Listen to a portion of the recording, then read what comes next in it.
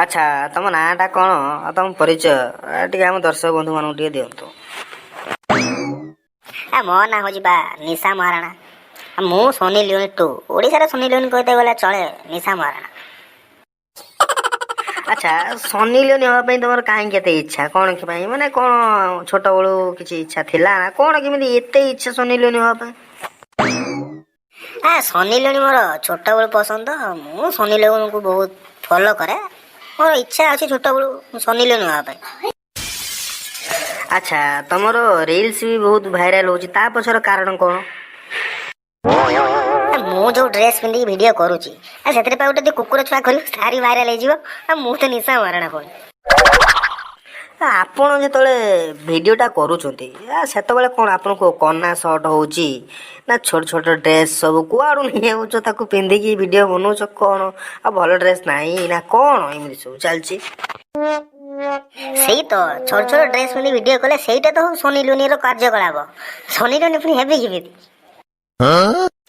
Sunny Leone ବନିବା ପାଇଁ ତମେ ଏଇଭଳିଆ ଭିଡ଼ିଓ ବନେଇକି ସବୁ ଛାଡ଼ିବ ନା?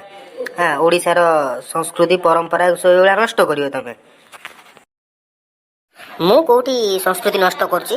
ମୁଁ ତ କିଛି ପିଲାଙ୍କୁ ବଞ୍ଚେଇ ଦଉଛି। ଆଚ୍ଛା ତମେ କ'ଣ କେମିତି ପିଲାମାନଙ୍କୁ ସବୁ ବଞ୍ଚେଇ ଦଉଛ ସେ ବିଷୟରେ ଟିକେ ମୋତେ କୁହ, ଖୋଲିକି ଟିକେ କୁହ। ମୁଁ ଏଇ ଯୋଉ ଭିଡ଼ିଓ ଗୁଡ଼ା ସବୁ ବନଉଛି, ସେଗୁଡ଼ାକ ଦେଖିକି ପିଲାମାନେ ସବୁ ବଞ୍ଚି ଯାଉଛନ୍ତି ପରା, ତମେ ଜାଣିପାରୁନ ନା? ଆଚ୍ଛା ତମେ ସନି ଲିଓନି ହେବା ପାଇଁ କ'ଣ କ'ଣ କରିବା ପାଇଁ ପ୍ରସ୍ତୁତ ଅଛ? ମୁଁ ତ ସବୁ କିଛି କରିଦେବି ସେ ସନି ଲିଓନି ହେବା ପାଇଁ।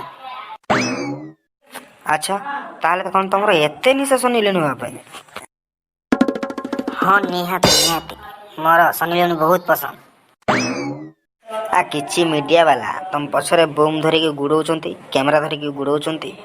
ତାଙ୍କ ମୁହଁକୁ ଲାଜ ନାହିଁ କି ତମ ମୁହଁକୁ ଲାଜ ନାହିଁ। ତମେ ଗୋଟେ ଫାର୍ସ ଚଲେଇଛ। Sunny Leone two, Sunny Leone ଓଡ଼ିଶାର ଦ୍ୱିତୀୟ ସନି ଲିଓନି ଚଲେଇଛ ଗୋଟେ ଆଖାଡ଼ା। ତମକୁ ସବୁ ମାଡ଼ ସର୍ଟ ହେଲାଣି, ବାକି ଆଉ କିଛି ନୁହଁ।